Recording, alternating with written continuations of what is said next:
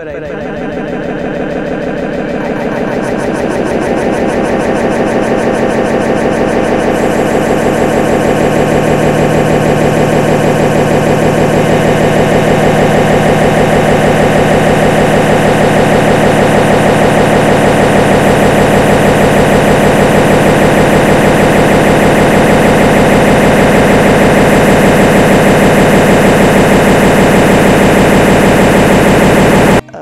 solace in this way that I think as you get older, it helps you think about time differently. You know, with experience as a gardener, you see things working and you see things not working, and then if one plant doesn't work, then you just plant something else. And so I consider it kind of an art form.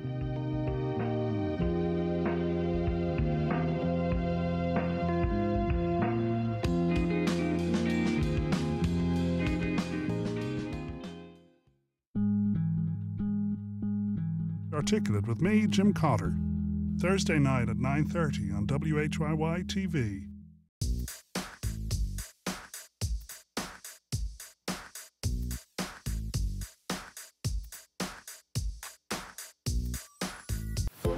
Hi, I'm Darlene Newman, sailing around the island of Martinique in the Caribbean. In this episode of Travels with Darlene, we're rum tasting, snorkeling, sailing, and exploring French Creole culture and history. Welcome to Martinique.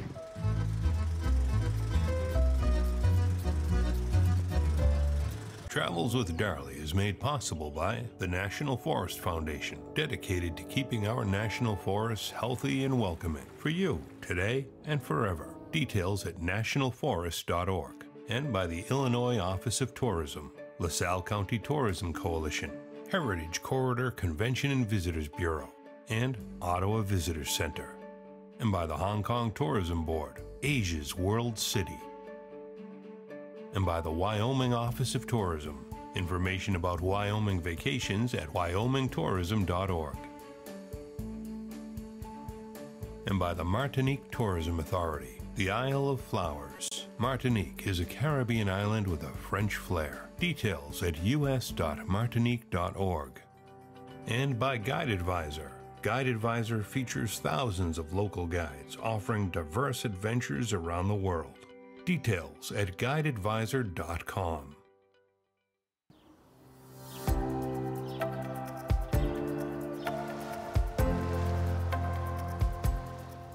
We're exploring the French Caribbean on the island of Martinique. An overseas department of France, Martinique is located in the Lesser Antilles, nestled between Dominica and St. Lucia. The island combines beautiful beaches and bays with lush rainforests and mountains, quiet fishing villages, and vibrant culture. We're meeting local guides to take a deeper dive into the top places to sun, sail, snorkel, eat, drink, and enjoy eco-friendly nature and fascinating history. We're starting our adventures on the eastern side of the island in the town of Le Robert. Delise Nuel grew up sailing on Martinique and takes travelers on eco-friendly excursions through her company, Denibola. She knows a great spot to snorkel, and I'll be sailing us there. And we are going to sail this morning to go to a little islet, a little island named Île-et-Madame. Île-et-Madame. Yes. Île-et-Madame is one of a number of small islands in the bay, which help protect the bay from stronger waves while still allowing for a nice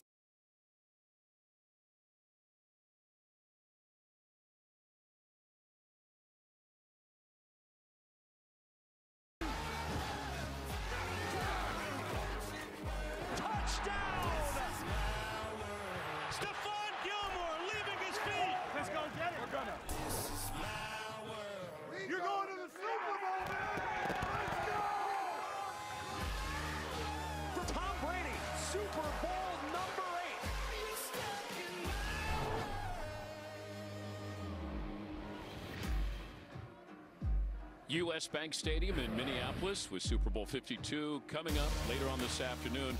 We're a couple of blocks west, and cold temperatures haven't dampened the mood outside of Nicollet Mall. They've been here early, and they have fun. They embrace the elements. We welcome you back inside, and maybe the biggest fantasy a player could hope for is becoming a Super Bowl hero. Here's Tim Layden on a pair of Patriots who know that feeling. Later tonight, somebody will make the play of his life and take his place in Super Bowl history. We don't know his name yet, but we know this. Every year, a man and a moment intersect on the biggest stage in sports. A football player delivers, and the game turns. Two such men will play for the Patriots tonight. One is a stocky 39-year-old linebacker who once went 100 yards with a pick six. The other is an undrafted defensive back whose goal line interceptions stunned the football world. 6 years apart, they made two of the most consequential defensive plays in the history of the Super Bowl. It is how they will be remembered. Two players, two stories, and remarkably, they are teammates tonight. 9 years ago in Super Bowl 43, James Harrison was a member of the Steelers. On this night, he gambled that Kurt Warner might throw a slant. Harrison intercepted the pass and ran the length of the field for a touchdown. A 245-pound man built like a shot put, rolling up the sideline. Harrison is going to go all the way. He was so tired by the end of his run back that Saturday Night Live lampooned his exhaustion. You're still out of breath. The game was a week ago. But Harrison got a ring and the last laugh. 3 years ago, Malcolm Butler didn't even expect to play for the Patriots against the Seahawks. He was an obscure rookie from West Alabama who had seen spot duty throughout the year. But he did more than just play in the Super Bowl. With 13 seconds to go and his team all but dead, Butler knifed in front of a Seattle receiver at the goal line, and when the two men hit the ground, it was Butler with the football and New England with another Lombardi trophy. It will happen again tonight. Opportunity will arise beneath the roof of an indoor stadium. A hero will be made. His name will live forever. Let's go back to that Harrison play, because that offseason, presumably after he caught his breath, you spoke to him about that play. I did. He was getting an award. I told him, well, that was great execution. He said, no, coach, I was supposed to rush. I knew I couldn't get there, so I just freelanced. Now, my question is, will he have the nerve to freelance on Bill Belichick tonight? No freelancing in Bill Belichick's defense. Malcolm Butler did the complete opposite. He saw the play in practice. He saw it in the game. He trusted his instincts and made the biggest play of his life. You guys aren't freelancing. You're just prepared for every moment. Absolutely. On the details. That's why it's going smoothly. Right now, let's check back in with Catherine Tappan at the tailgate. All right, Liam, thank you. I'm joined by Josh Duhamel, star of the upcoming drama series on USA, Unsolved, the murders of Tupac and the Notorious B.I.G. It debuts on February 27th. Tell us about the show. Well, it's a show that literally goes from 1996 and then jumps forward to 2006 and sort of follows the two investigations and sort of the paths that these two detectives took trying to solve these murders. And it's one of those things that for years it's been strife with controversy, conspiracies, and all different sorts of things. And this really gets behind the curtain and shows what actually happened. Well, you play the detective. Let's take a look at the clip of the show. What do you know about the Christopher Wallace murder? Biggie? I think Biggie's murder is related to Tupac's murder. You still don't even have one suspect. You're going to take another look at things. Where do we start? The beginning. What is this show? I'm finally starting to put it together. This case is legendary. Show looks great, February 27th. And Josh, I know you're a diehard Vikings fan, so what's it like for you to be here today? It's a little rough. It's a little rough. The only reason I'm here is for you, Catherine. Thank you. And the show, appreciate obviously. That. And the show. It was, I was hoping my Vikes were going to be here.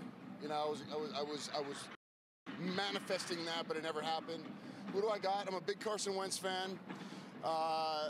Therefore, I usually root for the Eagles when they're not against the Vikings, but they're not. He's not playing, and they weren't very nice to me last week or 2 weeks ago in Philadelphia. So you're going Patriots. So I don't know. I guess I'm going Patriots. All right, there you go. Patriots for Josh Duhamel. We're having tons of fun here at the NFL tailgate, and how about how much fun they're having outside on the Polar Plunge? It's all about Minnesota as our Super Bowl coverage continues.